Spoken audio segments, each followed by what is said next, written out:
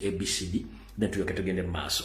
Bwe tumala okutegeeza okola ekintu ekyo ngenda kusaba omukulembeze ayinza okuba kwali ayinza obutasobola kubeerako ba comrade mwenna badamuli mu tiimu ya president mwenna subira ku emuli mbeetaagamu ko katono nnyo.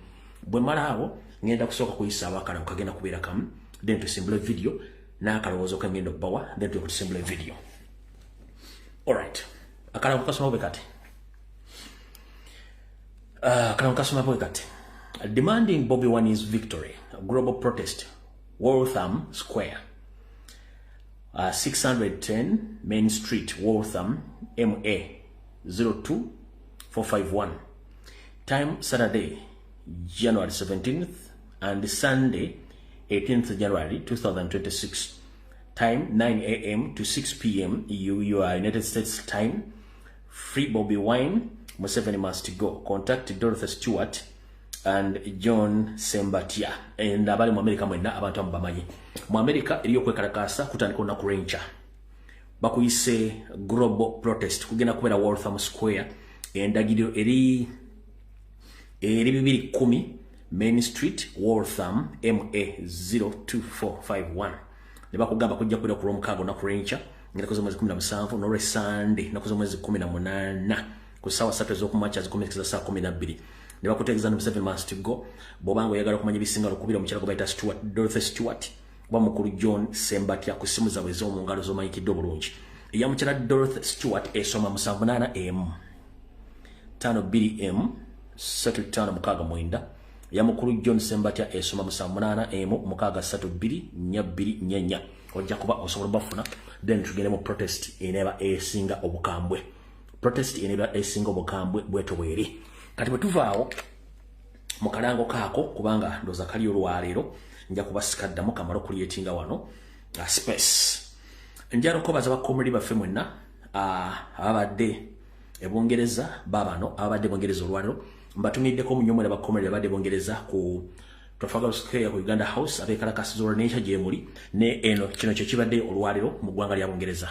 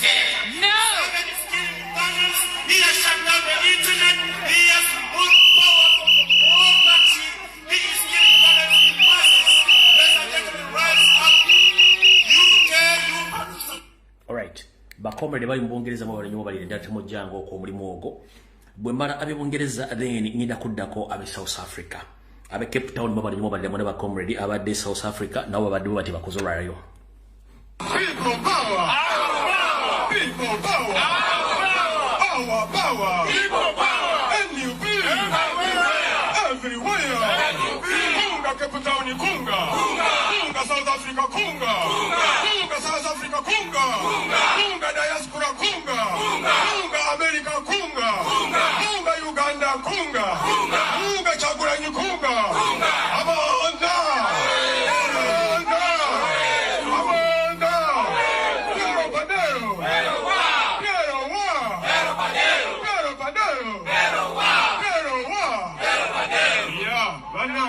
Uganda mwenda tukumanyi nda wane South Africa olwaleero ziri ennaku z'omwezi 16 January 2026 olunaku olw'eggulu twabadde n'okulonda e Uganda ennaku z'omwezi 15 naye nga bulijjo byabakama ne Museveni era baakoze ekyo kye bakola bulijjo ekyokubba akalulu ne bajjako abantu eddembe lyabwe ey'okwerondera omukulembeze gwe baagala.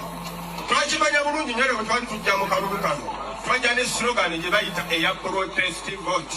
Bangi baali tebagitegeera naye omukulembeze waffe n'agezaako okuginyonyola abantu okusobola okubeera nga bagitegeera.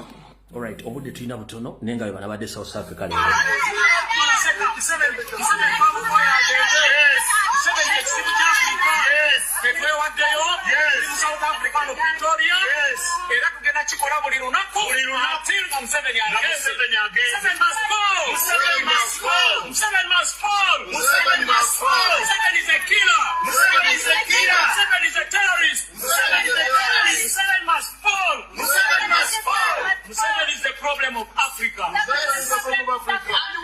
Alright, my comrade abe Cape Town, I salute you. My comrade abe Pretoria, I salute you. Mobali dala omulimu ogwo encha Waltham ndoza Boston Massachusetts nebidala mwebali nyo walidde mu jango oko ndoza ogwo nago tuba tugumaze kati njagala tugende direct nga tugenda kulwawo olw'ensonga obudde tugenda kozesa sabbiri zokka.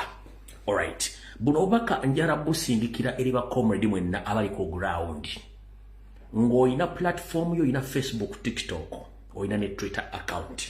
Buno obaka nkusaba tuli mu open battle n'abasaatuusi.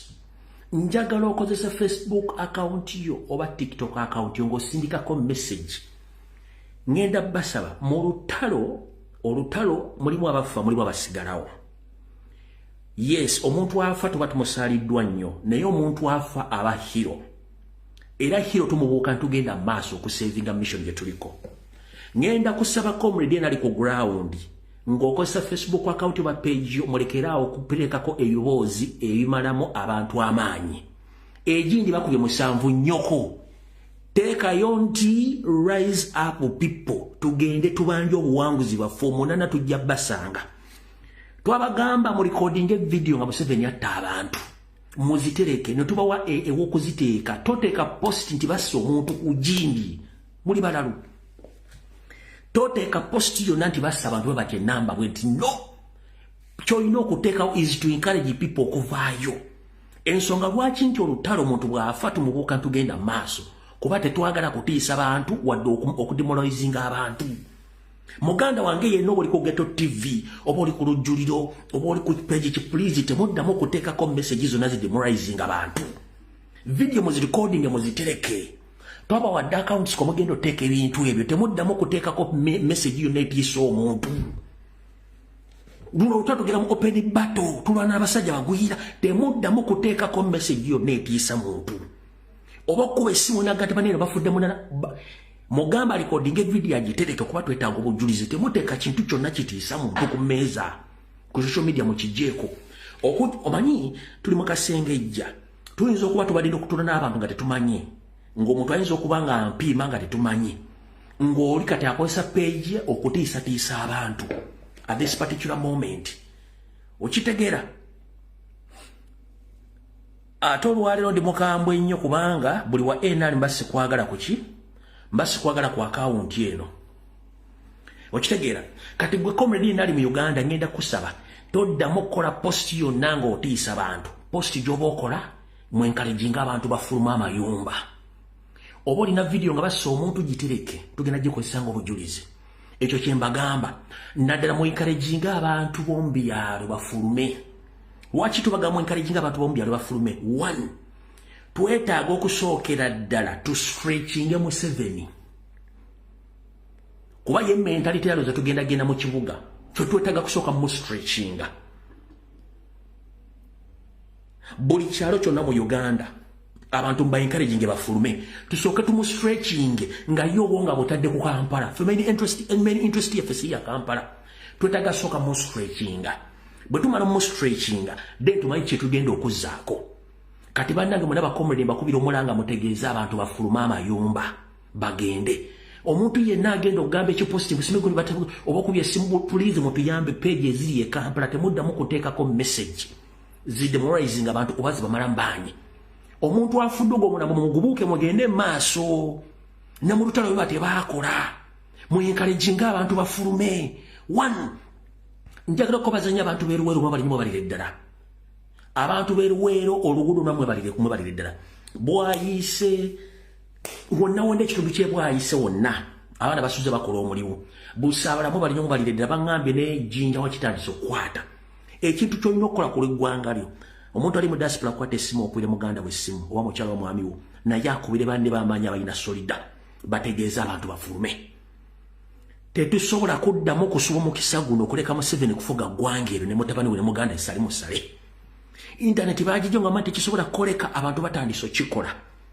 Internet baagijjeeko nga mati kisobola kukoleka kisobola okukoleka. 1. Gw'omuntu yenna ng'olina emmotoka by'omusenyu essaawa zino tukwetaaga. Omuntu yenna ng'olina weetiye zigunduza tukwetaaga. Mumanye polisi gye zisula, mumanye amakubo ge bayitamu mukere ku makyanga amakubo gonna mwagasimu empogoma. Ebagita cut off nga tewali motoka esobola kuyitawo. Tugenda mu lutalo kati open battle. Mu byalo eyo yonna nga polisi either erina kutambuza bigere ng'emmotoka bazireseeyo. Kye mulina okukola kati. Ekyuma mukimaze mu open battle naddala ekiro kino nga tuli mu surgical operation akantu konna komanyi simanyi bakayita Ndizimana Kunzimana simanyani buli mukyama ali butunda amata ku kyalo ng'okamanyi ka NRM. Ekireebera surgical operation. Nabo badduke ku byalo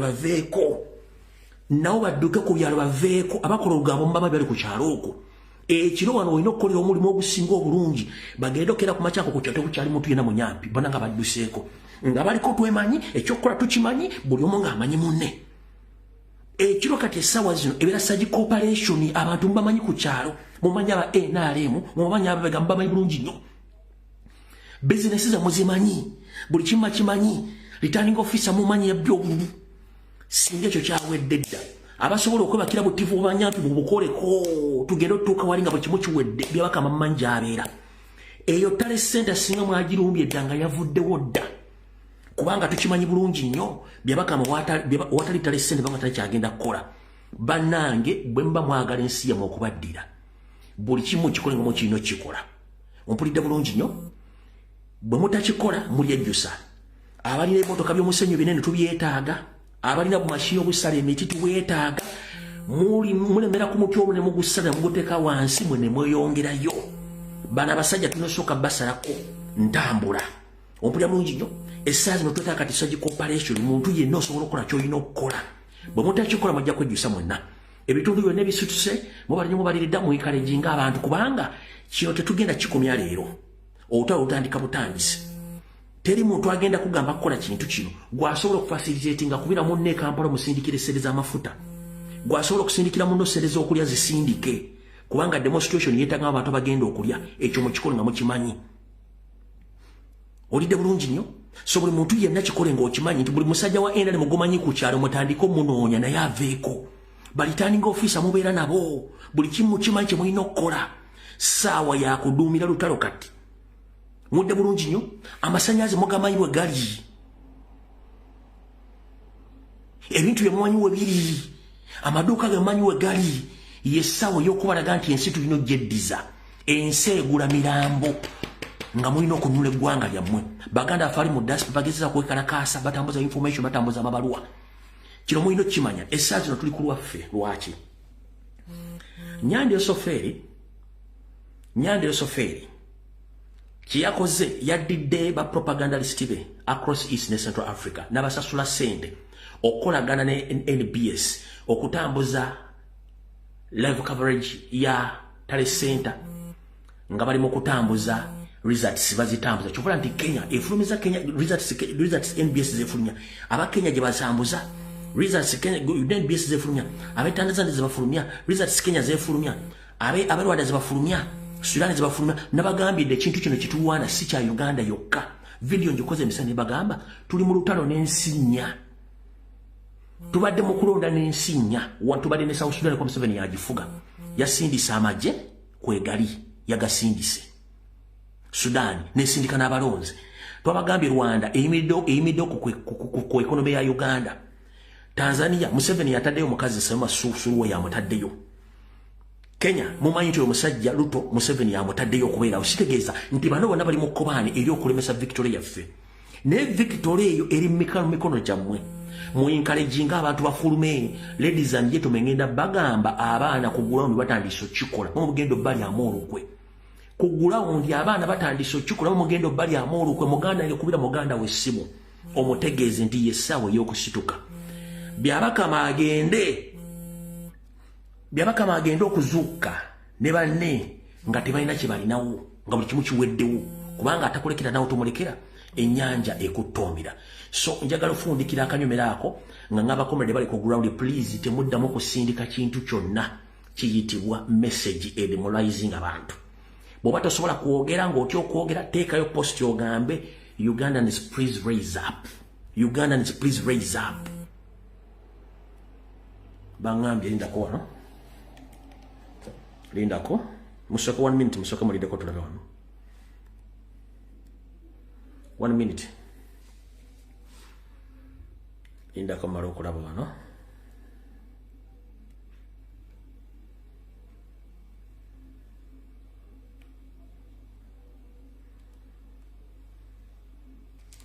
munindo katonda wano message ene bye flashing wane gwako wano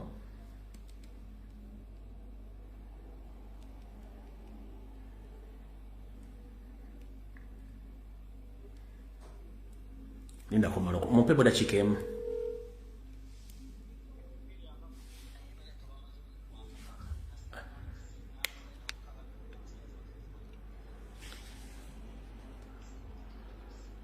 And the president, yeah?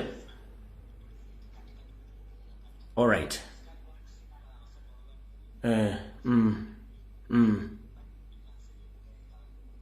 All right. Kati njara tegeze ensi. Lindako. Njala tegeze ensi nti kati president esazino bamuwambye askari wa kumageta mubida masasa gamotiddewo n'abala basatu abadde mu compound nga balindewo n'abayisizawo bali mu kumenya lujje sawa zino bali mu kuyingira ku kifuba bajje mu president bamutwale so mutegeze ensi president esazino alabika agenda kuwambibwa olw'ensonga askari wa mubya masasa gamotiddewo abadde mu compound abalanga bana nawo abaliddewo era bali mu kumenya lujji bagala kuyingira kutwala president so ye update ya boss sawa zino so kana chimba genti musoka munideko na message nyaba nge flashing awo kati mutegedde bulungi nyo chemba gambye president esaa zino askari we bamukubya masasa agamotiddewo tuli ku live kati lwakuba nti sagadde mbadde nze ku live nga sinafuna update ninjagadde bategeze kiro kati president askari we kugeta mukubya masasa agamotiddewo n'abala basatu ne bayisibwa obi era bali mu kumenya bagala kuwamba president esaa zino kati bano kyebagala mu kimanyi bulungi nnyo bagala spark abantu kwekalakasa kuba nabagamba results balina za 2016 ya 2026 banonya spark eno bafunireko kudita kubanga ye ono option balina bagala kudita then balyoke bakole kiki ikigenda maaso kamalo kudda mufuno mukulu ono tumalo kulaba bagala spark no abanyambi mbalike batambuze information sebo update kijoni ndala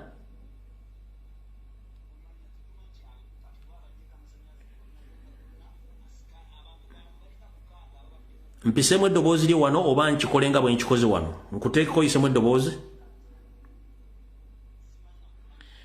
alright kale kankuteeko wano bwe bagamba bantu direct soko tu update sebo nse kuwulira sebo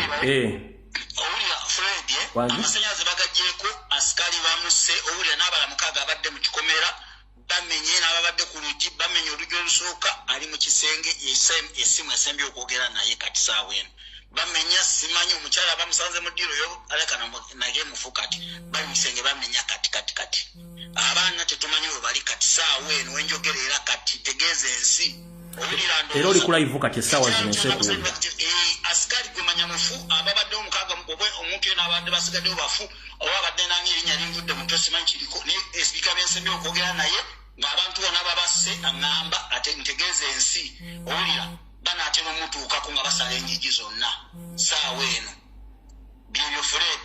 Okay, kale toyanza nnyo ndoza mutegedde ensonga lwaki kiki ekiriwo ekyo amakulu lindako 1 minute.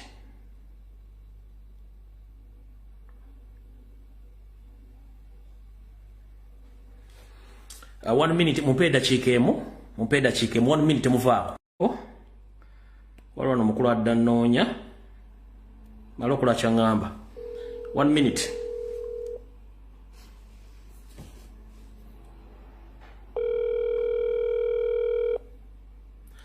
Sebo mukulu ononsonyiwa essimu gy'okubira kati gye mbadde nkolerako live kati nkufunye kwene essimu ennene. Any update from now? Nina updates abasajja baabo bayingidde amaka ga president bamenya baagala mujjayo. Antegeeza abantu oli ku live kati ndako abantu 13 plus tegeeza abantu. Banange mwena bannankyukakyuka bampuliriza muve mu kwebaka Katonga jjula. Kubakubiriza abasajja bayinze erinnya nze Remy Ntambi.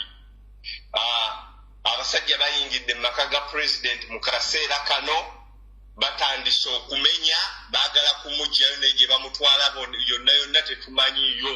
Buli Munnayuganda agamba nti tebinkwatako kekana akaseera. Twalumbibwa abasambaganya abatali bannansi. Mulaba abantu abafa mu bitundu by'eggwanga byonna. Ennyonyi twabagamba nti bano abasajja tebalina kye bafiirwa kubanga eno ensi si yaabwe. Buli omu kekana akasito okwerwanako. Nkomyawo. Kale sebo toyanza nnyo sebo. Alright, ndoza mu confirm the information y'omukulu asoose no coordinator wa North America mukulu Remy Ntambi a confirm the information. So ndoza mutegedde kati abasajja tebajja kufuga ggwanga bana basajja bagwira. Nzize mbanyonyera ekigambo kino all along nti bana basajja tetunda bannansi bana basajja ba blood suckers bo bajja kusaanyaawo. Yensonga lwaki they don't care about the people of Uganda. They most care about their families and to loot that country and to move their country Rwanda. So I'm here to inform the international community as we speak right now. I've been informed that His Excellency Robert Kyagulanyi Ssentamu is under attack. His gate man has been shot dead and other 3 who were found in the compound, they were badly injured. They are trying to block inside his house to pick him and we don't know where they are taking him right now. So I'm calling all the international community, including the embassies in Uganda and other international ministry medias across the world, that His Excellency Robert Kyagulanyi Ssentamu, as we speak right now, is under siege and his home has been attacked by the Special Forces Unit Forces commanded by Museveni's son Muhoozi Kainerugaba. We don't know what is happening right now because at this particular time he was in the house with his wife, but according to the reliable sources, his gatekeeper has been shot dead and other 3 who were found in the compound. Now they are trying to block to go inside to pick him up. So we don't know exactly where they are taking him. So the international community, please, you should engage before it's too late. Kale njagala otegeeza abantu bategeere ebintu bino kubanga mulowooza tuli mu kusaaga bano abasajja bo bajja kuwamba nsi whatever it takes. And the man behind all this is General Salim Saleh Akandanaho and his son Muhoozi Kainerugaba, plus his uncle or brother-in-law, that is Mohanga Kahanga. They are the one trying to kill indigenous Ugandans because they had a plan of looting East and Central Africa under their 50-year to master program of taking over East African countries. Previously, I've been informing all comrades across the world that Museveni and his comrade, they had a plan of looting East Africa, that including Uganda, Rwanda, Burundi, Congo, South Sudan, Kenya, and Tanzania, as well other countries. And Uganda has been the economic hub of that program, where they get money from public offers, and they fund all the jungles which you have been witnessing in Congo, in South Sudan, in Kenya, Tanzania, Rwanda, Burundi, as well in Central African Republic. So whoever is watching from abroad, please inform international community that whatever is taking place in Uganda is not good at this particular moment. So mwenna njagado bategeeza omulango no mugutegeeze buli muna Uganda yenna joli, please tegeeza munno musituke afa asigala talama. Mutegedde bulungi nnyo. Kamala ogenda kuwano ku mutimbagano, mala okola emitimbagano nga bwe gisoma essaawa zino, kubanga bamuyinza okuba temuli following abantu bangi nnyo. Alright, akuba essimu please, tokuba ssimu.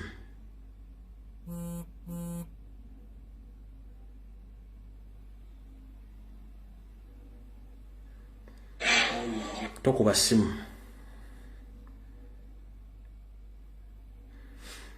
Jone mitimbagano jone mitimbagano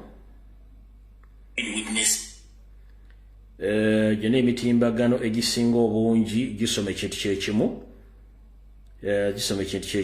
ndowooza tusooke tutambule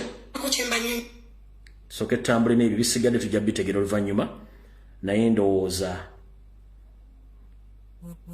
omuntu yenna akuba essimu ku ssimu kwenjogerera essimu gye mumanyi gye w'okubako publicly, tokuba kwena essimu.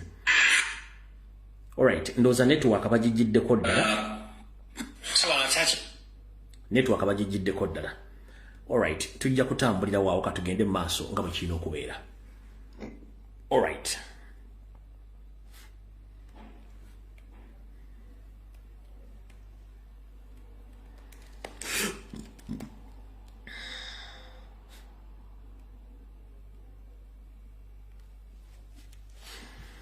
Katika lugendo maaso. Already, eggwanga lya America nga liyita mu kitebe kyayo ekya America ekiri mu Kampala kyade kyawandiise dda statement. Omanyi nina ebintu byengoberera publicly. The moment bwendaba nga ekitebe kya America kisindise security alert, mmanya kye kigenda okujjawo. Ekitebe kya America mu ssaawa z'amalega ekyemisana kiwandiise ne kigamba security alert for American citizens. Nechigamba, Uganda held presidential elections on Thursday, January 15th, 2026. The official results are pending. There are reports of security forces using tear gas and firing into air at these press gatherings. The US citizens are encouraged to exercise enhanced caution, avoiding large public gathering and all limit unnecessary movements. I knew exactly what was coming. Or security alert yeno. Nategedde kye kigenda okujja. Kati ekisingo batesa ku pressure mu kimanyi. Kye kiriwa one. Twagenza ogenda mu kalulu kano. Era tugenza okukamaliriza nga Robert Kyagulanyi Ssentamu bakubye Museveni ebitundu 7-6 ku buli 100. Byabakama kiyakoze n'atandika okulangira results enfu. In fact eza 2-6 ne 2-6 twamuwangula. Comrade Katana n'abalala ne bamubuuza mukulu results z'osoma ozijja luddawa. Byabakama nga tayisobola ku explain nga results azijje wano. Olw'ensonga nti balina results entuufu nga tayogedde polling station wa results, tayogedde constituencies wa results wa the districts. Yasoma kusoma ekibamuwadde. Kati kibamalidde olw'ensonga badde basuubira nti abantu bagenda kubeera bakawufu nnyo buli kyumba kibalekedde bakikole. Kati ensonga lwaki nti bano abasajja batidde nnyo okola kibalina okukola olwaleero okukwata president. But unfortunately president yatugamba nti asuubira omukwata oba omuwamba. Naye baba muwambi bannayuganda musigale nga mugenda mu maaso okulwanira eggwanga lyammwe. Nange nakibagaana embanze nga nvudde okiba kitegeeza nti abaana balitema emmuli ebiddako bijja tusanga mu maaso tugende. Okitegera bulungi nnyo. So njala baga buli kimu kyonna ekigenda mu maaso ensi ekiraba. So please buli muntu yina encouraging munno afulume tuyasa yakulwanyisa na kusevinga ggwanga eyo byonna ebiwo tugenda bitegeera mu maaso gye bujja. Kati bwe bakama results obwedda zaasoma nga tayina reference wagenda ziteeka. Era tutuuse emisana nga bamubuuza ku bintu bino wammanga. Bamubuuza results z'osoma ozijja luddawa. Kubanga tusoose ne Comrade Katana ng'agamba bw'ati. Part of why they invite us here is to ensure that transparency, which is one of the key tenets of a free and fair election, is achieved. But when you invite us here and you say in 10,000 polling stations, these are the scores. We don't know whether these polling stations exist in reality, whether they are from Karamoja, whether they are from Ankole, whether they are from Uganda, or where. So we are not able to even ask questions or verify because we don't know the scores that he's presenting, where they come from. So it defeats the purpose of having an arrangement of this nature, unless of course it is only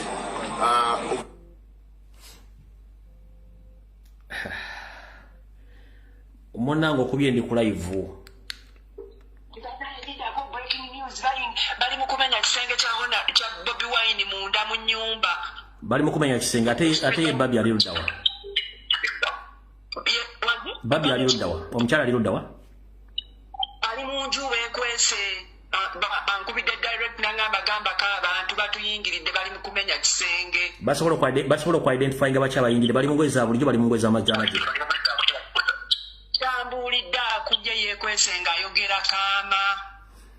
Alright, abantu kwe bali kuno bangi bawuliriza bulungi nnyo. Right, bamaze okumenya olujjo olusooka bayingidde mu bisenge baagala kubajja mu bisenge gye beekwese. Alright, tweyanziza nnyo. Alright, current update. Bamaze okumenya olujjo olusooka olwa gate mu maka ga President Robert Kyagulanyi Center bayingidde mu bisenkati. President gyabadde ne mukyala bagala basookola batwale. Abakola ekikolwa kino majega Muhoozi Kanyerugaba aga SFC ku biragiro bya kitaawe gobayita Salimu Sale kubanga nabagamba Salimu Sale si munna Uganda musajja Musomaali. Jjukira bye eggwanga oddikaliza buli kintu kyonna mu Uganda yennyini ekyo kati okufiirwa lwaki yayonona naye Salimu Sale muganda wange tolanti Mogadishu wa muwala tujagenda ne bagayitayo watya ng'ogyeko esoma ng'ogyeko Mogadishu Bagamoyo oba luddawa tujja kunoonya ne kafamire kuba bonna tubamanya abaana bo gwe kola one slight mistake otte Kyagulanyi oba muwambe kati no bulijjo mbaga ekigambo kyo nti abantu bano balina kawumentali tebalowooza already walangiridde ddati Museveni yawangudde akalulu okozeseza ba district returning officer no declaring aba MP bonna be mwagala mu Buganda under their system of Buganda for Museveni. Ladies and gentlemen, akache bagambe enna bwere kuba campaign Buganda balo kye bagandi Buganda for Museveni mwete mwakitegira akache bagambo olwaliro ekyabogeza ekyo bali bagenda kukozesa district returning officers ku tale centers okujjamba MP bonna aba National Unity Platform okubajja mbadikirenga aba NRM ye system yali ate nga nze kibagambe ebbanga lyonna nga mbagaba MP mulwane nnyo mu kubeba metrics nga ba MP besudde gwa nagamba ne bagaba MP please mutandika okuteeka babaka makuninga abawe polling stations ze bateeka mu buli constituencies zamwe mwesule gwa nagamba kigenza okuvaayo nga polling station zennyini ghost polling station ze bakozeseza okubajjamu nga ate mwasuze mu leadings nga ne opponent babaweddemu amaanyi kati Museveni n'akozesa polling district returning officers ku order za Salimu Sale Muhoozi Amongo Anita ne basalawo okukozesa system eyo oku unpickinga buli candidate wa nupu yene yawangu ne bamujjemu bayiseewo abwabwe system bwete bwe yali njala bagambo ne Bannayuganda nupu already okusinzira ku information gye tulina almost yafunye parliament bisatu nga tekiriko kulimba baganza okulanga kijja bakuba nga nediza kitibazirina ne basalo ne bagamba atani akubo no siri ku byamasimu please mundeke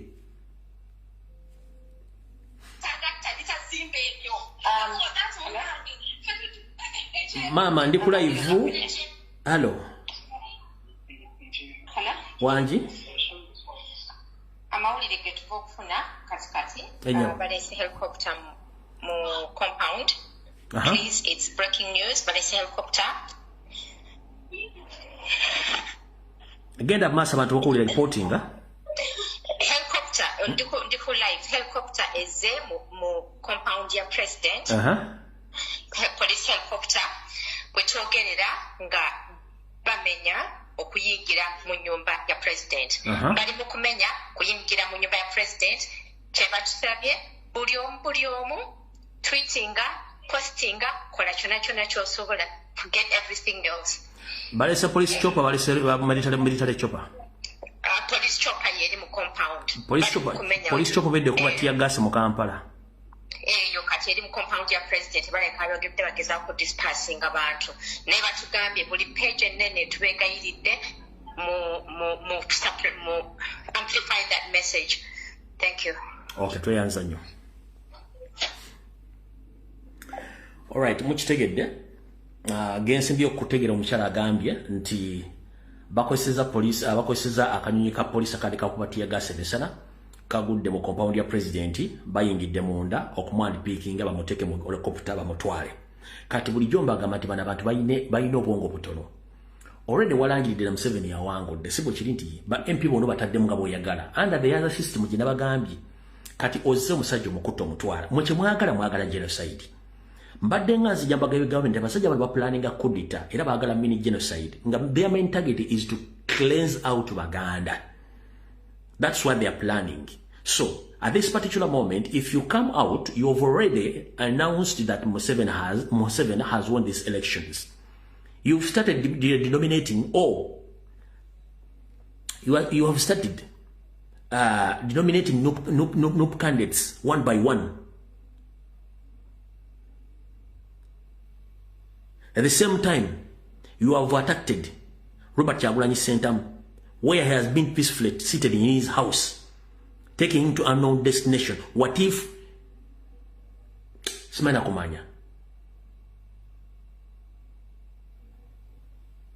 Singa officers mugenda gamba mutya abantu. Mugenda gamba mutya abantu. Muyina ekintu kyemukuliyeti nga kyemutanategeera. Muyina ekintu kyemu obuzibu mu abantu mwe basajja mwe temutegererako ddala. Our grannies made a mistake. Bajjajjaffe baakola ensobi. Bandibadde tebaleeta basajja mmwe kubajja muki. Imagine eno gye babajja. Kati kankulage gye bajja abantu bano abali mu kututawaanya. Laba tutawanya ndyoke nkulage gye twabajja bajjajjaffe. If I'm available, not dead, not senile, but I'm still around, and I have some knowledge. If you are really serious about your country, why would you not want to take advantage of me if I'm still able? I mean, what do you think of the young people who do want change, who want someone else to govern? Do you think that that's not sensible? That was what you wanted as a rebel leader. No, me, I did not. I was actually dying to work with old people because we needed them. Unless you are not serious, these problems are big problems. And if you have got a big problem, the more hands, the better.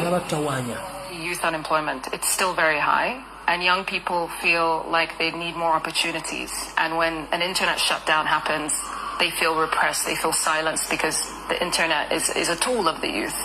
What are you offering them substantially over the next 5 years? We are the ones who built the internet. The one you are talking about. We are the ones who built it. So the shutting down is because of dealing with criminals who want to use that infrastructure. Katika mbalage bajjajjaffe gye babajja. Kankulage bajjajjaffe gye babajja. Mukama nnyamba ate wiiki ewedde neno information kandibawe.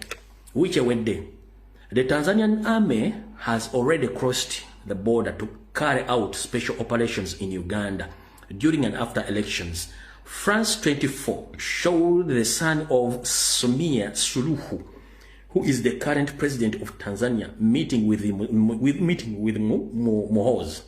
Remember, Museveni sent Ugandan army to Tanzania to carry out special operations during the after elections in Tanzania, which ended up killing at least 10,000 people, innocent Tanzanians. So most of the army soldiers who will be dressed up like police uniform, those are not UPDF officers, those are the army from Tanzania. Wano, France 24, yali amaze okulipotinga omuvubuka ono ngali Entebbe ne mutabani wa Salema Suluhu. Omulaba oyo Muhoozi, ono mutabani wa Suma Suluhu, wa Samia Suluhu, nga bali naye bazze okumala okutula ddeeyo oyo okuyingiza amagye yoyo. Okitegera bulungi nnyo? Njala kunoonya kano ka video mbalage. Simanyi mulimu ki?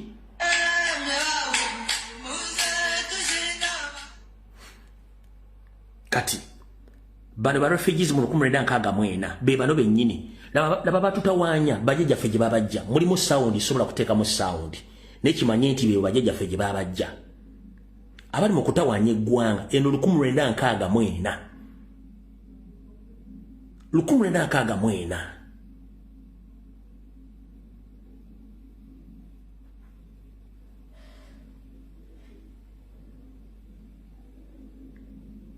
Lubayingira Uganda nga mazo okwetematema ewaabwe mu genocide awo bali bafuna asylum nga bayingidde Uganda bafuna asylum olaba bano ba asylum seekers African officers abali babawandiika baabo bayingira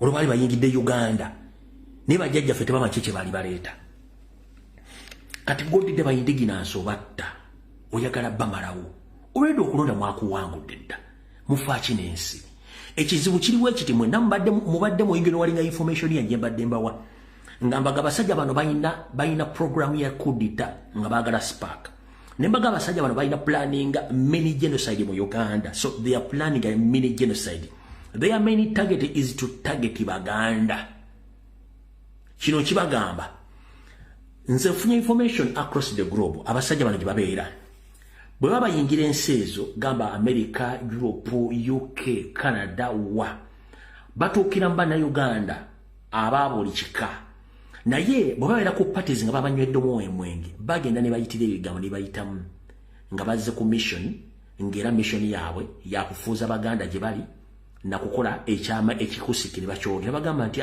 ffe ekyatuleeta kuwamba ggwanga Uganda nenga main target yafu ya kusooka ku cleansing out Baganda tubajjeko amataka tubatte tubagobe buli kimu that their main target nenga komole oyo musajja avudde mu Uganda nga zembo kuba kyeyo nga that is their mission kamba diremo akatambe mukalabe muyinza okubate mukala bulungi nnyo awo era mugenda kulaba ennaku z'omwe mugenda kulaba emyezi refugees mu Uganda mu 1964 njagala okalabe bulungi nnyo sound njijjemu for corporate purpose sound njijjemu for corporate purpose babo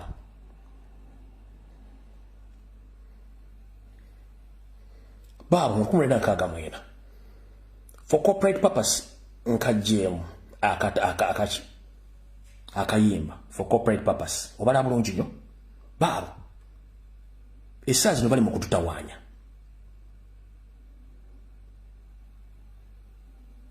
babo nga baza okufuna asylum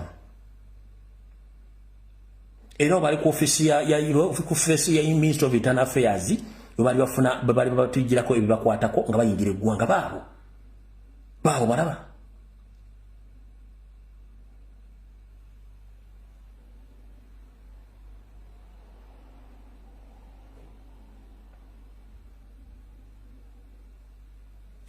kati essaawa zino bebatufuukidde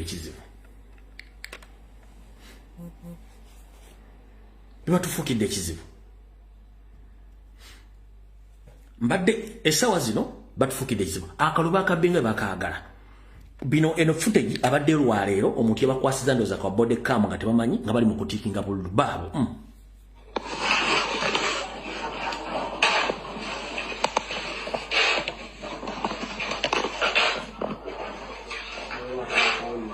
Ahora bali mu kutiikinga Museveni yekka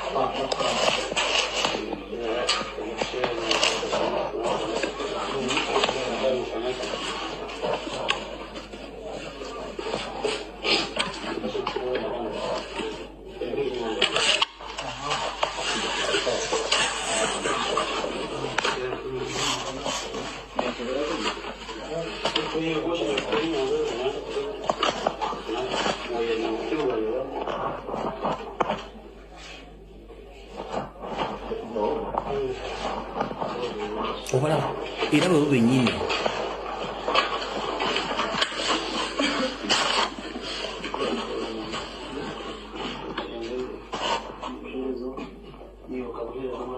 era wawulo olulimi lw'olumulweru bamaze okubba obullo kati mbadde nkulagali Comrade Katana oba mukwasi w'ensabo w'ekibiina kya National Platform nga nnyonnyola babuuza byabakama results azijja nga tasobola kunnyonnyola munnamuli bwabuuza byabakama emisana owaayi abantu nga bemulugunya results gy'ozijja byabakama bwati bwazzeemu njalawulire bulungi nnyo byabakama bwati bwazzeemu babuuza emisana ka video kano kazannya emisana naye njagala okawulire ng'osinzira ku kiri kyowulidde ekya Comrade Katana byayogedde wulire byabakama byazzeemu results tuziweereza mu ngeri tategerekeka tikitegeera kubanga engeri gye twazitambuzaamu omwaka 2021 era enkola y'emu gye tweyambisa kati ku district results teziba police stations butereevu nezireetebwa wano mu National Tally Center zisooka ku districts presiding returning officer n'agatta ebyakafunako n'alyoka biweereza ku National Tally Center kati simanyi abeemulugunya okwemulugunya kusinziira ku ki beebuuza polling stations zineno ziva mu districts ki okay enkola eyo era mba kwogera abakola ku system yaffe ebyumba kalimagezi netugamba nti ensonga eyo ndowooza we tunaatuukira saa 8 tuyinza okuba tulaba waliwo enjawulo ku nkola eyo bambuuza results muzijjawa tasobola kwogera police station tasobola kwogera constituency tasobola kwogera district tazimanyi n'abagamba nti results naye bulungi tazitegeera bulungi ne bakozesa system ya 2021 mu 2026 n'okozesa 2021 bakubuuza results tosobola kwogera kati yonna embeera bwetyo webadde olwaleero kati olwabona obubaka bwa president bwayogedde njala kusomera obubaka buno agambye bw'ati meanwhile yesterday after casting my ballot the military deployed all around my home in order to place me under house arrest. Nti ebyo nga bikyali awo olunaku lwajjo lwe namaze okgenda okuba akalulu kange emmotoka n'abasirikale b'okwerinda bazze ne beetolola amaka gange era ne bagezaako okunteeka mu busibe obufuge mu maka gange nga sisobola kwetaaya. Those criminals even jumped all over the fence and entered our compound. Amenyi b'amateeka abo baabuuse ekikomera kyange ne bayingira munda mu compound yange we neetaayiza. My house is still besieged. No one allowed me to come in or go out. This anti-strength nagamba nti amenyi b'amateeka abo tebanzikiriza wadde okwetaayiza mu maka gange wadde okugenda okuyingira oba okufuluma ekintu ekyo olabanga ekya bulijjo n'agenda maaso n'agamba they do this out of fear for the people they have offended by committing so many atrocities against them. Nti kino kyonna bakikola nga bali mu kutya olw'ebikolobero ebingi bye bakoze ku bannayuganda era nga bo balowooza nti basobola okugumaza embiro naye ng'ate ebikolobero bakoze bingi. They do this because they are afraid of the people reaction after stealing their vote.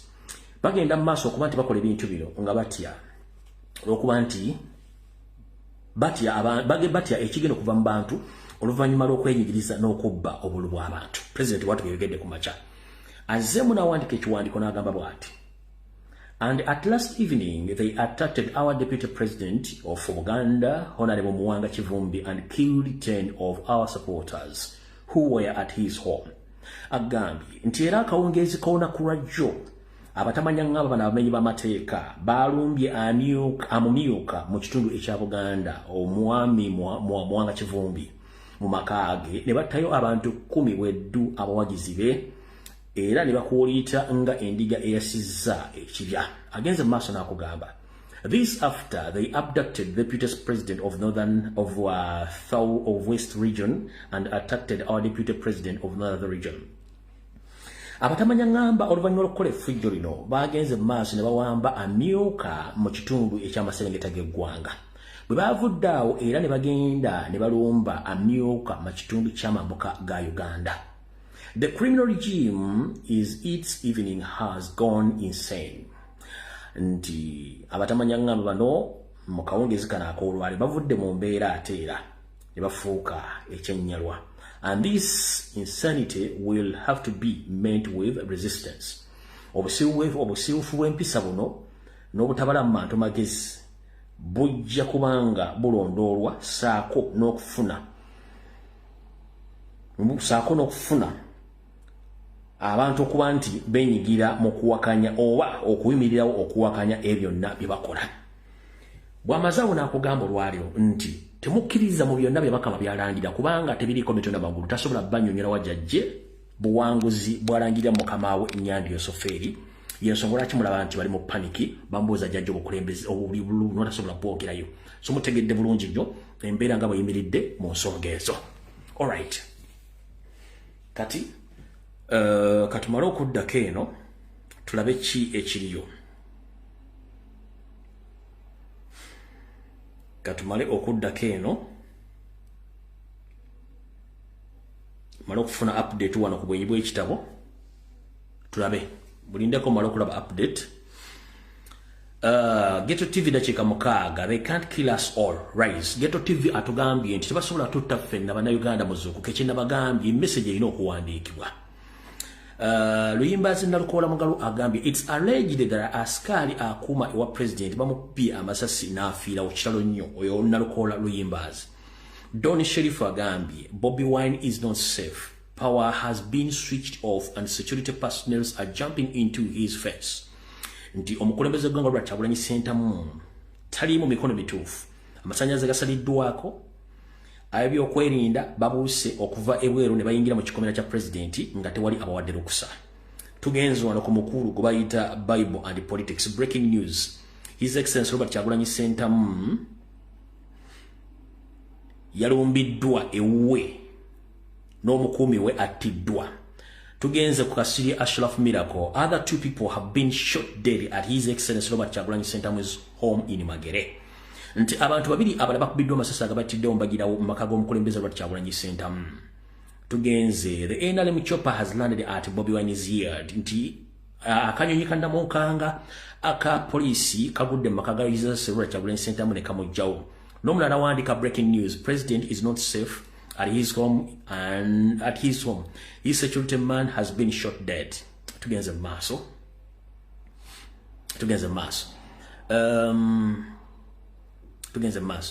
CNN International one said at least 7 people were killed in a violent overnight in central Uganda, police said on Friday, following international celebrations that looked set to extend veteran President Yoweri Museveni rule into a 5th decade.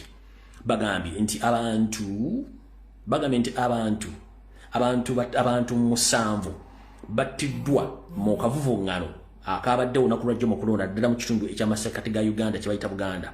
Poliisi egambye nti ku Lwokutaano oluvannyuma okulonda wabaddewo obutabanguko obwabaddewo era abantu 7 ne battibwa nga obwekintu kino kyavudde ku kulonda obubaka lwakabaddeyo nga kenyigiddwamu Nakyemalira Museveni ayagala okufuga ekisanja eky'emyaka ekimutwala mu myaka 5. CNN bwe wandiise. Katulabe wano. Mbasomera kati ekiriwo essaawa zino. Njala kuba update eziriwo essaawa zino kati. Ku biki ebigenda mu maaso mu ggwanga. NRM helicopter has landed at Bobi Wine's home. Njala ba update.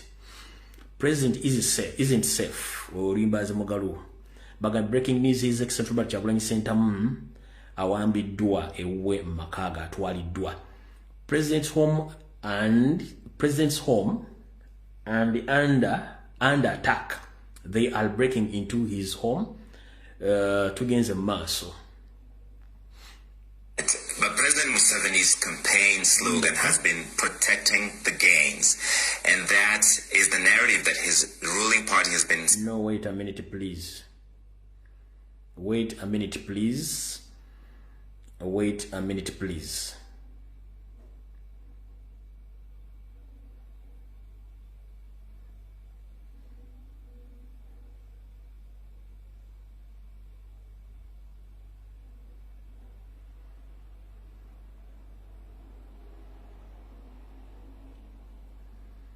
All right.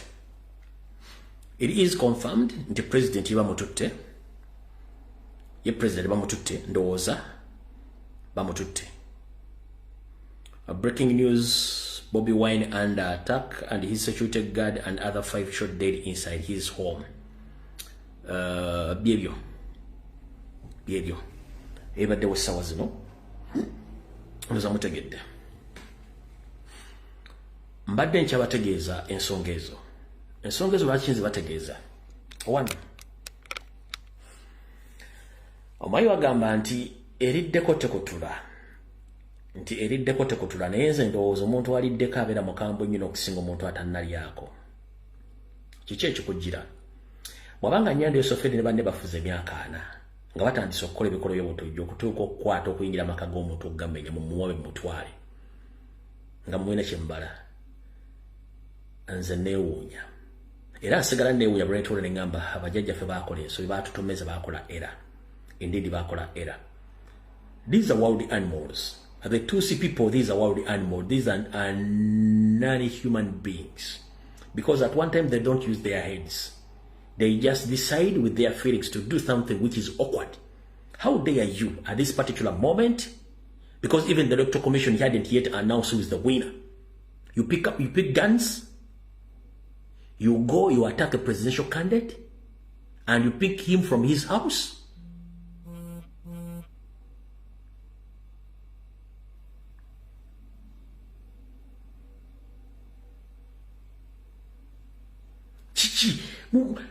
Nina ekintu kineewuunya. Ndi musajja mukkakkamu nnyo era ndi musajja agala nnyo emirembe. Naye waliwo abantu bentunda mu nsi muno nebuuza bano abantu babatunda mu bbumba ki. Bwe ntula nekubamu ne ngane lindako. Abantu bano balina ensi yaabwe bagiyita Rwanda nga mulimu tribes 3. Naye ba tribes 3 zaagana okukwatagana bamaliriza bette almost obukadde 2 w'abantu. Nenziramu nengoberera omukulo gye bavuddeyo mu Ethiopia mu Eritrea biki byonna nga ekibaganya okusetolinga ewantu wonna balina obutemu omusayi gubatambulirako. So then the same thing which is happening in Uganda. Our grandees managed to control and to bring you on the round table. They thought that you are human beings, but unfortunately, now you've come out with their true colors. Nobody knew that you can behave like that at this particular moment. Because our grandees gave you each and everything they had in their life. You came from Ethiopia, you were chased away. You went to Eritrea, you were chased away. You came to Somalia, the same thing. You came to Kenya, the same thing. You went to South Sudan, the same thing. You went to Rwanda, they chased you away. You came to Uganda, Banyankore chased you away. Until you came in Uganda, where you settled peacefully.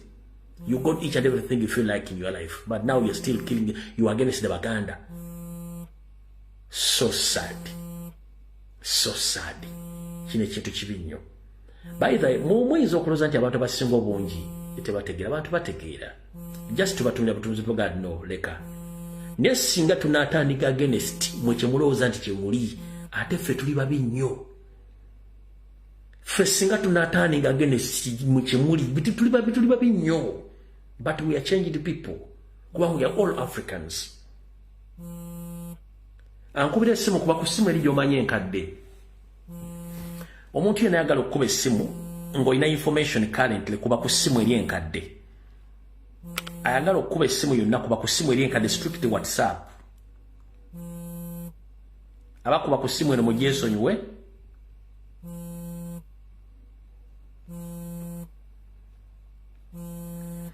Eno essimu gye bakuba ku WhatsApp eno.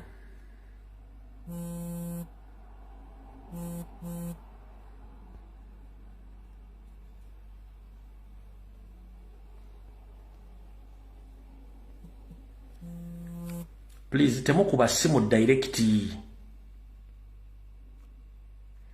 Esimu gye bakuba ku WhatsApp gye ntaddeawo.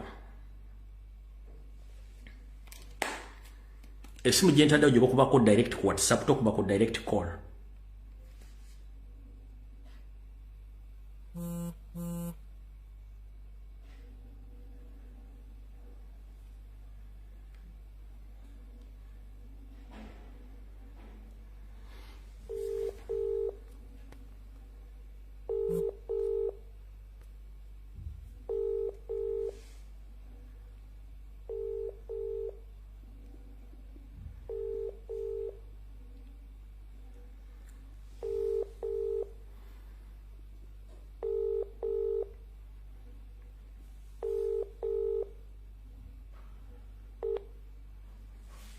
Sebo ndi ku live obadde olina ky'otuyugamba wano Sebo?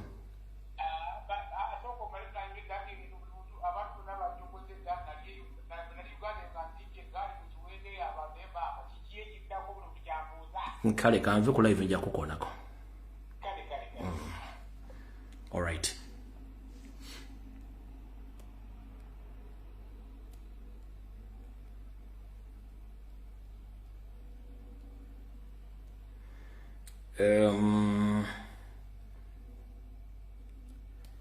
Malofuna no update.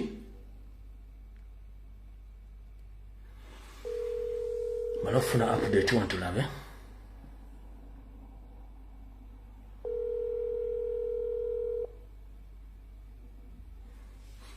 Sebo mukulu. Obadde ofunyeyo more updates about the invasion or the besiege of the president? Abantu abasoba mu babiri abalowolezebwa okubeera mu bana bafu so far ewa president asembyeyo okubeera nti n'okuyingira mu nyumba ye bakubye bomu ne bamenya olugi kamu agenda bakubyewo ki bomu olugi balukubye bomu nkiddamu buli awuliriza akitegeere olugi lwe balukubye bomu okusinzira ye n'adduka mu kwogera okututeeka ku layini okutubuulira nti abasambaganyi bamulumbye essimu tezizzeemu awo kuddamu so okugula olugi baluteze bomu kati kirowoozebwa nti ekampala ziringanga ssaawa 3 oba 2 of course kampala ziri mu ssaawa 3 zennyini kati exactly so bwekito bwekiri tetunaba kumanya atwaliddwawa ali mikono gy'abaani naye kano ke kaseera buli munnansi nga gwomanyi nti oli munnansi wa Uganda ke kaseera okutandika okubanja pulezidenti va mu bintu bya MP wange yawangudde ba MP tebalina makulu n'abawangudde baabagyeko dde obuwanguzi ate ne parliamenti yakusalibwako mu Uganda empya so yenna adda mu diversion y'aba MP wange oye mulabe w'eggwanga asooka tubanja buwanguzi bwaffe obwa His Excellency Robert Kyagulanyi Ssentamu ekirala banna Canada waliwo protest bonna protest yankya ku Sankofa Square oba gye bayita Danda Square bannaffe ab'Ebungereza mwebale aba USA mukama waffe Dani Kauma weebale emirimu South Africa nabo batandise dda Dubai tugenda kukoleeza ensi yonna kubuulira ababadde bafaaninga dictator nti asaze kutugumbula bannansi. All right, tuyanza nyo Sebo. Amina. Hello. Hello, mwanyinaze. Wanji nyabo. Jebale ko Sebo. Kale nyabo nawe jebale ko oyina update eva ku ground oba oyina kira kyo yagala kugamba. Nina kirala kyenjagala kugamba. I wish ndi ku ground na SSD ku ground naye bannange obusajja buno butumanyidde nnyo. I'm just venting. Obusajja butumanyidde bannange akadulu tekakyakola bannange abali ku ground bomba muyina abalina amaanyi mukwate ebiso n'ebijambiya n'obutayimbwa tuwambe buwambi bwe tunajjira naffe tunaatandikirawo otherwise agatujju gagenda kutumalawo bannange agatujju gatuli bubi bannange abaana abalina amaanyi bannange bino tebikyali byakulinda tugende maaso bannange tulwanyisa agasajja gano naye zino international simanya organization zonna zisirise mazima ddala balaba ebigenda mu maaso human rights zonna zisirise lwaki mazima ddala tebatuyambako naye mutuufu mpulidde ebya politics mpulira bintabye butami kati bino byakutandika kulwana bulwanyi owulidde international organization zonna tewali yadde enyega bayogera bwogezi tewali ddala tebakisobola yadde okutugaba betuyitamu ne batuukiriza ebintu bye bateekesaawo ezo kati mama mpuliriza bulungi sebo enyonge gy'olimu oba obunyiike bw'olimu tokaaba ensabo beremo gumu njagala obeerenga monna Uganda yakuzibwa n'atambuzibwa bulungi nnyo olina akasimu kaako mu ngalo osobola okukubira omuntu ali kugula n'omugamba gundi osobola okunkolera mulimu gundi akasente weekali ky'oba okola ekyo maama ne bwe tunayogera ennyo nga tetukoze bikola tuba tubala biseera ddira obukawufu bw'okwata essimu yo onoonye omuntu ku ground asobola okukolera omulimu lwaki okakkanyizeekaawo obusungu kyengenda okugamba kimala owebale mukama ekyo bakiyita surgical operation mukama akunkuumire munnange amina munnange nammwe abakuume kale nyama alright omukyala muwulidde olwakubye essimu dakiika 2 mbadde saala nnyo kutwala vidiyo eno kugenda mu budde buwanvu olw'ensonga tulina okukola communication in different ways what bangambye Ugandans in Netherlands and Belgium will also demonstrate tomorrow at 12 p.m. in Amsterdam. Bannayuganda abawangalira mu ggwanga lya Dutch oba Netherlands bategeeza abawangalira mu ggwanga lya Netherlands ne Belgium bategeeza nti olunaku lw'enkya nabo bagenda kubeera n'okwekalakasa ku ssaawa 12 ku ssaawa 6 ez'emisana mu kibuga Amsterdam. So mwena bannayuganda abeera Belgium abeera Amsterdam mu Netherlands bategeese okwekalakasa kugenda kukolebwa ensi bbiri. Bannayuganda abawangalira mu Netherlands, that is Dutch, abawangalira Belgium nammwe mubeere mu kwekalakasa kugenda kubeera Amsterdam mu kibuga Amsterdam ku ssaawa 6 ez'emisana. So mubeere bulungi nnyo olunaku lw'enkya. Alright, omulala ayina message please njagala kuva wano. Amuganda wange kakati ekiddako obusajja bumaze ebintu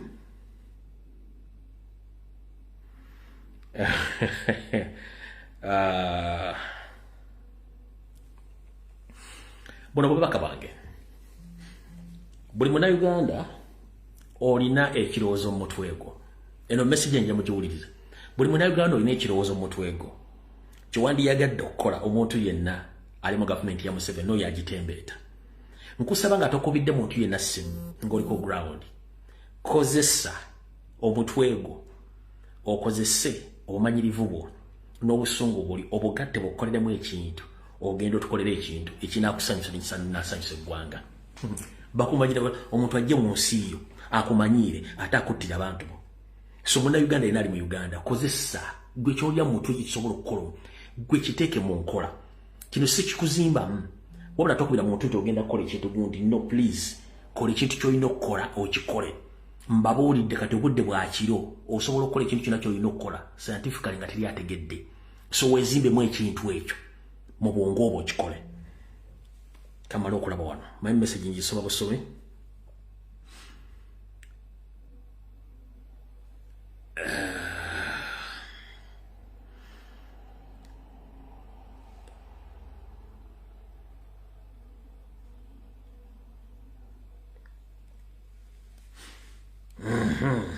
Global protest yo mu America already nagisomye dda nabadde nayisida akalango kanje ku Saturday ne ku Sunday tutakajja kubeera na ku 2.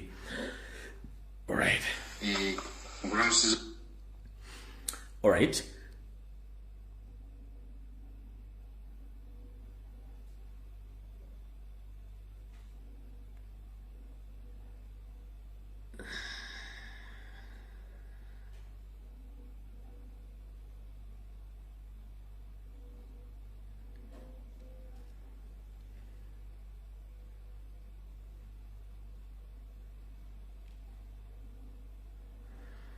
Let me see here. Local update. Oh, yes, Christo. Bannayuganda Sebo. Tuyinayo update yona kubanga eno video njala gicrosinga ndabe malo gobeddako ekiri ku ground tulabe. Ona update ntayo na. Nyambo tegeze ayino omuntu yena asula around ye. Bavemu kwa olwenzikiza bagwe mu bisubi kubanga bano basamba njiji nga bakubamu amasasi. Bayaka batumye kutta abantu wali awo na basamba njiji bakubamu amasasi so omuntu afumkuba oli afumya ngande kutegeza abantu bafume fe tuli mu bisubi. Baba tubasoba bakola ki? So ekitundu kyalaba ki ratings bakuba ku masasi. Ekyalo kyonna basamba njiji nga bakuba amasasi basamba njiji nga bakuba amasasi. Bakuba mundu bazitunuza muli. Ero lyankubidde nga gali mu kusangamba owulira abantu mu bagambe bafulume bagwe mu kava mu bitooke oba mu bisubi. So yembeera eriwo. Yomo engeri gye bamenyemu olugyo omukazi simanyi oba mulamu. So byebyo kuba balukubye bbomu simanyi. So byebyo Fred. Abantu bakuba amasimu ewaka abantu baba babeera arawundi owulira bave mu mayumba badde wabwe mugundi mu bisubi bagwe kava. Kubanga tulaga abantu bafe bangi bali mu kutta busi buli ayetoolodde awo.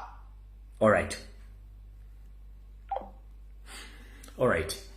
Kati president yali musajja mugezi nnyo. Byagaba buli mukulembeze yenna agenda okwesimbawo okola eggaali okuva ku bakansala LC3 bakansala chairman LC5 njala ko besimu bwena information efa ku ground sara muntu agenda kuleeta na bozi mukulu sebo oba nyabo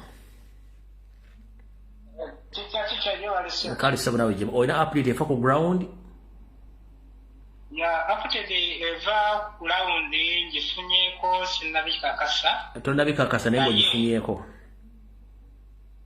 Linda ko katono kunzijako naye nti amakaza president gasalidwako era nti bataddewo n'ennamunkanga bomu gye bakubye ku luggi kituufu weeri era ne babbi ayinza okubanga eza ng'ali mu mbeera ntuufu oba si ntuufu naye ne ba agenti bwe baali bateekawo b'okukuma obululu kuba mbadde ninayo abalongo bange babiri olunaku lwajjo babakutte kato ne waswa tebannamanyikako wadde bali ezo amawulire geninawo kuba bo babadde nga bagwa mu biti bibiri nti kuba baana bange mbamanyi nkuze nabo nze abakuzizza naye abaana abo tebannamanyikibwako wagye bali ekyo kireke toyongerayo statement eyo toyanzanya ssemu kale alright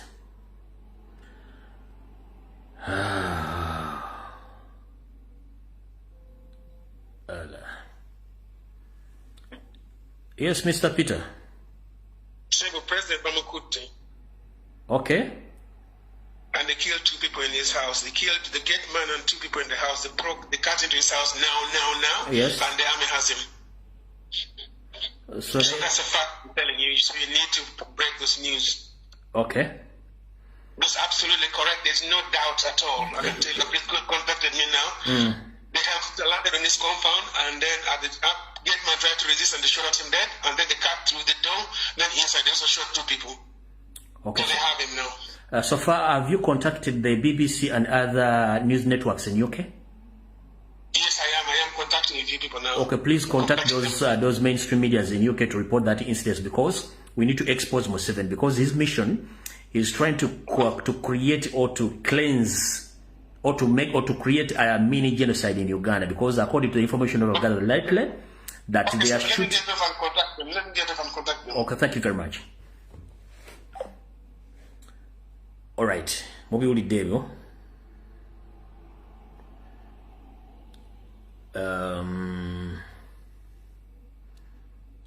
Information mugitegedde bulungi nnyo kyonna ekiriwo kati tekiriimu kubuzaabuza information mugitegedde.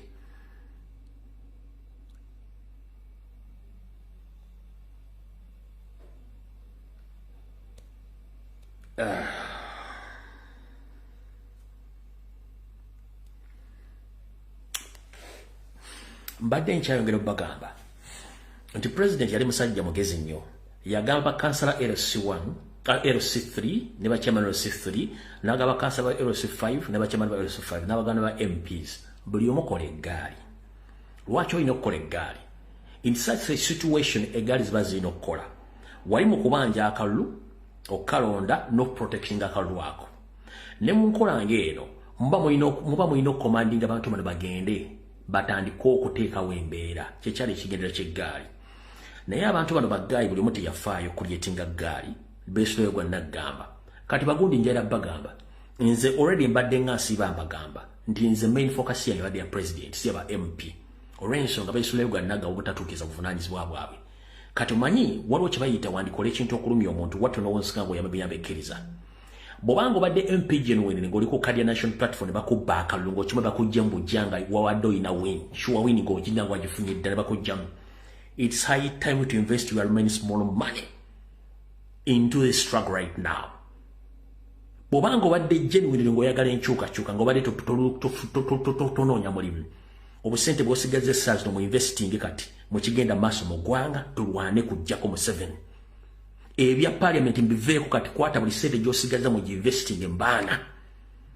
it's a blessing in disguise nti parliament batina kyegenda tugattako kati babakubbya akalu njagala oddire resources z'osigaziza ofunding kati twetaaga abaana this was a blessing in disguise bakubbya akalu nyiiga kwata resources z'osigaziza ozifunding kati omanyi wandikola ekintu okulumya omuntu n'owonsika ng'oyamba muyambekkiriza ba MP bonna be bajjeemu kubanga zina kibaga bagenda bajjamu nabagamba musuka denominations ku ttale ssente bagenda obbajjira munakibagamba badde bangobera videos embadde muzira bulungi nnyo ne mbagamba nti ku ttale ssente bagenda obbajjira mu mwenna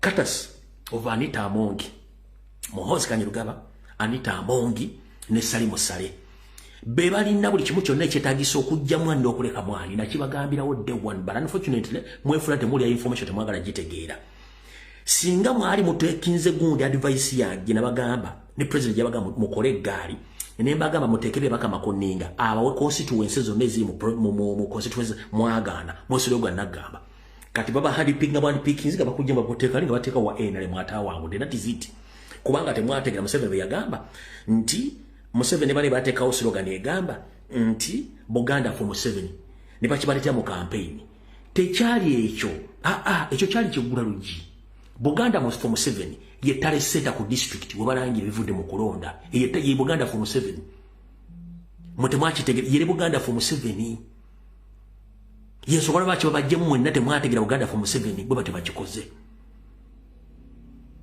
Amongo sitani wa kunsi ate yo omukazi mubi nnyo alinga enjala eruma ekiro nga tolina gas tolina damanda kati yegasse ku batugumbuzi bonna bafokasinga ku kintu kyekimu tebaagala ba indigenous kubanga bagaggawadde nnyo kati comrade munange kansala kyemalo sifiri temukyalina temukyalina kimugenda kuzza eggwanga lirina kudda mu setting entuufu mukwate resources na bukimu kyemusigazizza mukiinvesting mu mbeera egenda maaso mu ggwanga essaawa zino ate temufokasinga ku capital city no tusooke stretching across the country buli kyalo kyonna buli katundu konna musooke mu stretching demonstration zibere ku buli kyalo kyonna across the country nebe kabaka trading center nga mulimu amaduuka aga muteekeyo demonstration 24/7 muteekeyo tusooke stretching yenna tugenda okulooza okudda mu Kampala Ntebe tuyingira State House nga bamazi buli kimu tebakyasobola kye balina kukola nyongera obajjukiza omuzungu tasobola kujja watali kiwunya nyongera okujjukiza obayagala support y'amagye ga UPDF beetaaga nga mumaze ennaku 3 babiri consecutively nga muli mu kuzoganya bajja kujja bwe mutavaayo amagye tegagenda kujja abali mu kukola ekintu kye bali mu kukola kuliko amagye ga M23 kuliko aga Tanzania kuliko aga Rwanda kuliko aga Kenya teri mujasi wa UPDF kaberewo SFC asobola kwenganga kugenda kulumba maka g'omusajja ali makage ng'atudde ne mukuba abantu amasasi live bullet nchiddamu amoya to inform the international community that Museveni and his conduit, that is Paul Kagame of Rwanda, Samia Suluhu of Tanzania, Ruto of Kenya, and the president of South Sudan, they connived together to send troops to Uganda to back up Museveni in these elections. So whatever is taking place right now in Robert Chagulanyi's Sentamu residence, I can confirm to you that those are non-Ugandans. Those are M23 rebels, Tanzania Army Forces, Kenyan Forces, and South Sudan Forces. Kamarufune Simwe. Sebo mukuru. Kale sebo nawe jibale. Kondi kula hivyo sebo.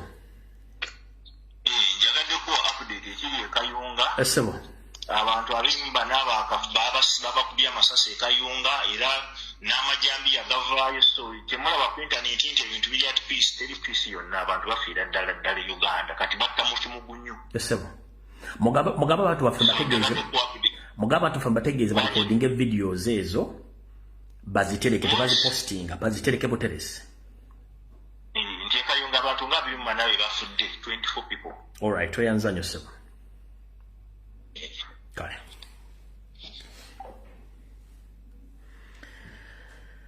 All right. Kamala okuddayo ko eno malalo wansi ndabe kyekiriyo currently. Kamala okuddako malalo currently sawa zino malo okula kyekiriyo. Aha, Ghetto TV, Lord save the president. Confirmed the president.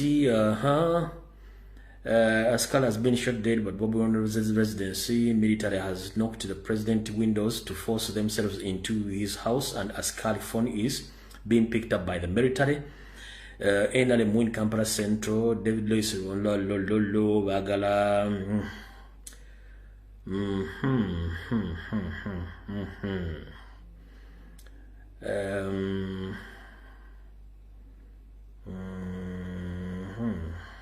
No. Okay. Ndowooza kyekyo. Kati ndowooza okusinziira ku biriwo byonna Bannayuganda is upon you now okuba nti mudecidinga future y'eggwanga lyammwe. Otherwise, Muhoozi has a son at Sandhurst University in UK. Muhoozi alina omwana ku Sandhurst University. You said Museveni 11 billion dictate.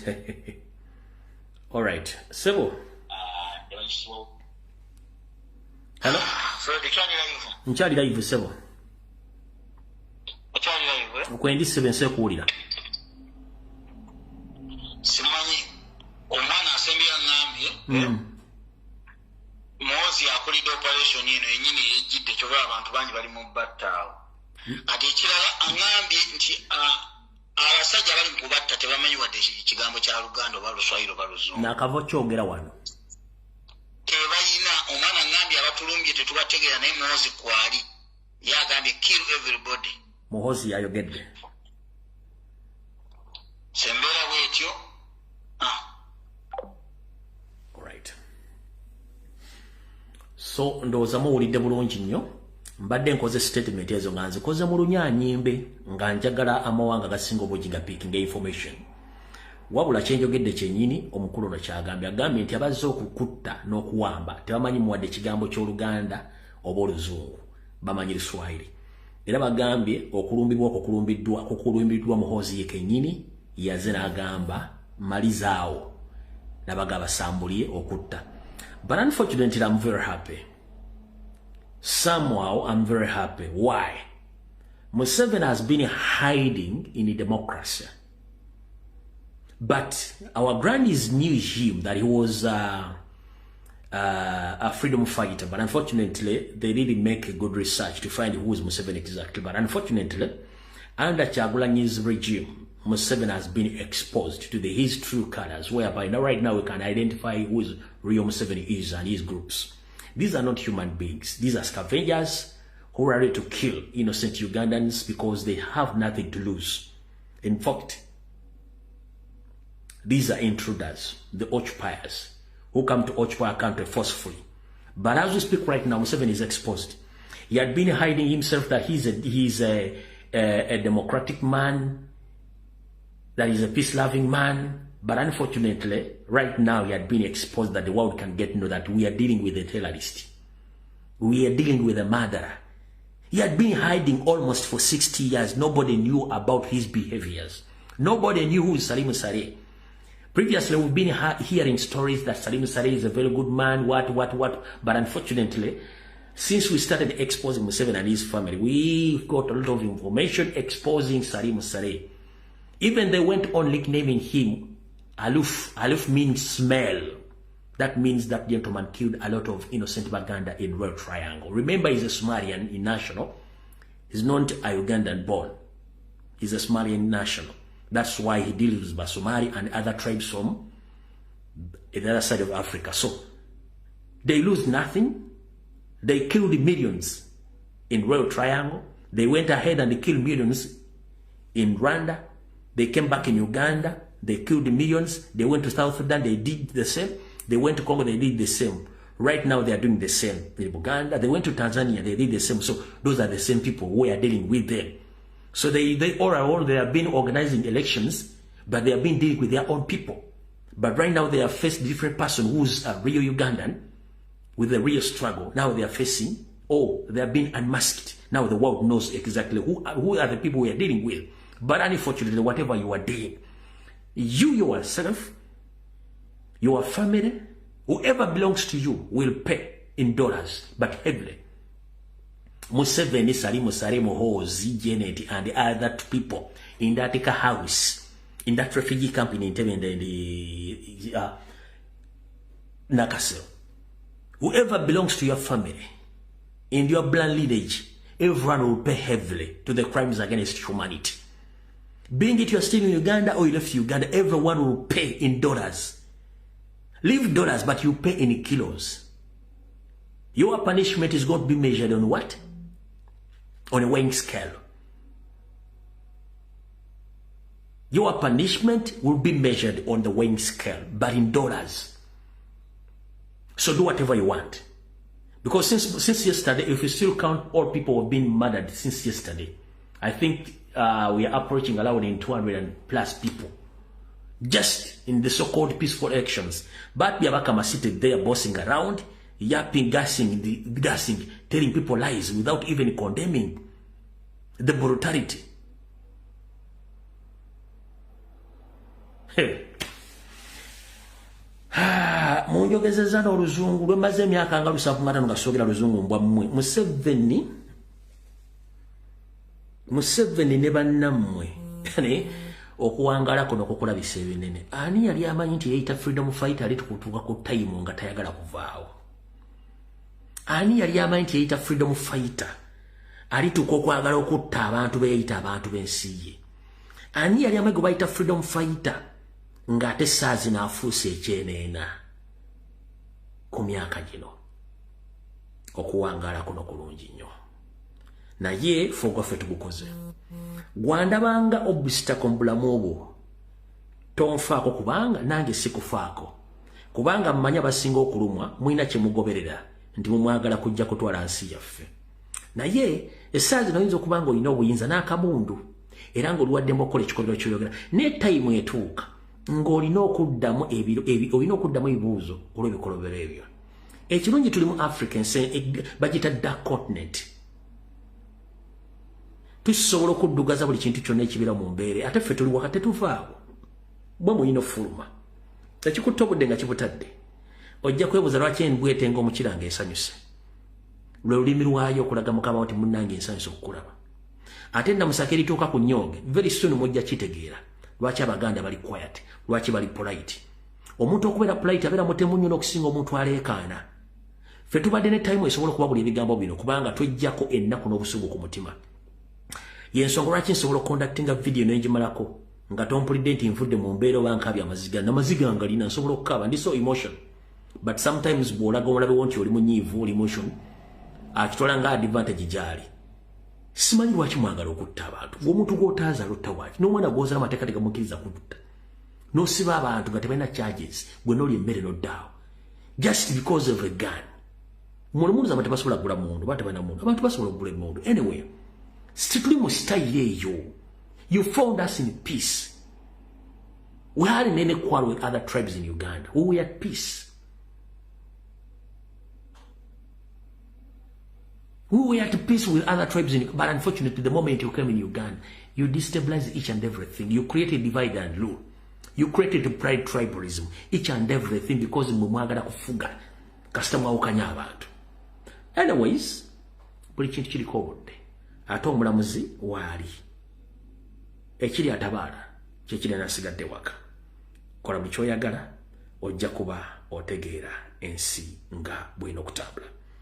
Sijja kusukako wano kanjukube ekigo ebisigala tujja tubikwatagana wabeera mbeera yonna esukka ku kiriwo essaawa zino nja kusobola okudda nenga njala kufunika bagati president bamututte naye nga kibagala okukola ekyo bagala kukola destruction oba diversion okujja abantu kumulaba ku yakallu naye ensi tugenda gifuna boy ensi egenda kufundibwa international community egenda kufuna kati enyindo wegiteeke unyirize wano nga mpuli awo mwekitu kyembaddemu wala kati ensi mutandise ogiyita mutandise okusembeza ensi international community mugiyitisa wano nga waliwo ekiwunya for 40 years 4 decades oli mbuyinza you still kidnap people ngobatta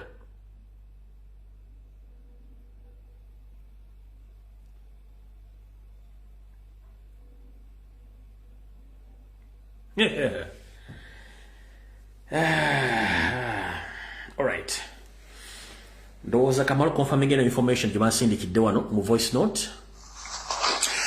Dear comrades in the struggle, we have received alarming and urgent reports of a violent military raid on the residence of President-elect Robert Kyagulanyi Ssentamu, alias Bobi Wine, within the last 30 minutes. Units of the Ugandan military reportedly flew in a military helicopter directly into his compound and forcibly broke into his house. Tragically, it has been reported that members of his home personal security detail have been shot dead. In the final communication received from inside the residence, we were informed that the military had already entered the house and were forcibly breaking down the final door leading to the bedroom, according to his wife, Babi Kyagulanyi. This is a grave act of state terror and a clear escalation of repression against the people's will. It exposes the regime's fear of accountability and its readiness to use violence to cling to power. In this critical moment, we urge all comrades to remain strong, disciplined, and focused. Let us remember Bobi Wine's clear directive to us throughout the entire campaign. Never demand for my release. Demand for your stolen election results. Stand firm. Continue demanding your victory. Justice and restoration of stolen mandate. Keep Bobi Wine and his family in your prayers as we confront this dark hour with courage and unity. Power belongs to the people. People power, our power. Our power, people power. Aluta continua. Thank you, comrades. All right. Bobulidde okanzanyira buno bwa end bwa ozino kamuzanyo wano ngambalagako wano eno NTV ndowooza ngabiryawo basazeewo okulinnya ebisenge ne bayingira munda era nga wenjogerera bali mu kumenya nzigi naki kwegamba bekake okuyingira ku mpaka tetumanyi kiki kye bagezaako kukola oba baagala kumukola ku bulabe oba ki obuzibu nti tuli mu nzikiza intaneti teriiko byonna byagibwako tewali asobola kumanya kigenda maaso n'obubaka bwenfunye kati family tusobola najja accessinga kati amasimu tegaliiko budde bwanzikiza byennyamiza bitiisa naye nze kyenjagala okugamba mwami Museveni oli musajja mukadde eggwanga lino olikalakasa emyaka 40 wateeka okubaawo ekkomo ku bintu byosobola okukola n'ebyotesobola kukola kati naba akalulu kano ngayo bakatambuza ngeri ekiyayi kyekika ekyawaggulu bazze batulugunya abantu naki kakati bali kulumba mukulembeze waffe kyosenyonyi omwogezi w'ekibiina ki. Alright. Bobi wulidde. Bangambye ngereko eno mmalaalo ndabe. I've just talked to the First Lady and this is what happened right now. Electricity has been shut down. Cameras tampered with, breaking into the main house, internet switched off. Omukulu agambye nti yakava okwogera mukyala Babi Itungo Kyagulanyi essaawa zino amasannyalaze go gagiddwako kamera ezirikodinga buli kitundu kyonna nazo zikwatiddwamu era ne beenyigiriza okuyingira mu nju ate ssaako ne ebikwatagana ku mutimbagano nabyo ne babikuulayo yembeera eriwo essaawa ezo yembeera eriwo essaawa ezo nga mukitegeera kati n'olw'ensonga eyo ndowooza kasooke tuwumuzeemuko akatambi kano tukakuba ekigo tujja kusobola okudda oba okuba nga tugenda mu maaso n'okuba nga tutegeera embeera nga bweri okwetoola eggwanga lyonna bannaye munansonyiwa njagadde nfundikira akatambi kano buli muntu kubira munali ya Uganda na buli ya Uganda bwofunya akatambi kano wonna kyotadde muntu ekyolowooza okukola gendo kikole kyolowooza okuteeka moto saazi no gendo kikole saa yakwera nakatakulekera n'otumulekera ennyanja ekutumbira kulwa Katonda n'ensi yange Mukama abankumira takumira mpeera tujja kuddamu mweraba